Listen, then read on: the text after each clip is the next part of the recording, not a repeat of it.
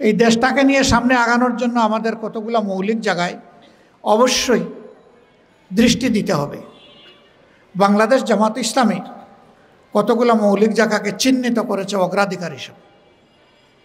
প্রথম জায়গাটাই হচ্ছে আমাদের শিক্ষা। একটা ভালো জাতি গড়ে তুলতে হলে ভালো একটা শিক্ষা ব্যবস্থা আমাদের লাগবে।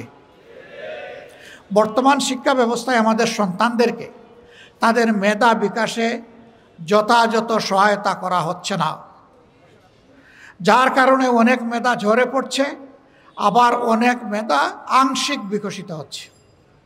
আমরা চাই মেধার পূর্ণ বিকাশ। এই জন্য শিক্ষাকে আমরা নৈতিকতার উপর ভিত্তি করে সম্পূর্ণ আধুনিকায়ন করতে চাই।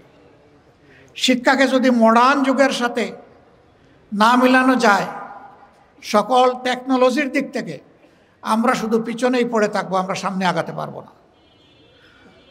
আমাদের স্বপ্ন আমাদের সন্তানেরা জন্ম নেওয়ার পরে তারা তাদের পর্যাপ্ত চিকিৎসা পাবে এবং একটু বড় হইলেই তারা সঠিক শিক্ষাটা পাবে। শিক্ষার পাঠ চুকিয়ে যেদিন তারা বের হবে, সাথে তারা একটা কাজ নিয়ে বের হবে, বেকার হয়ে বের হবে না।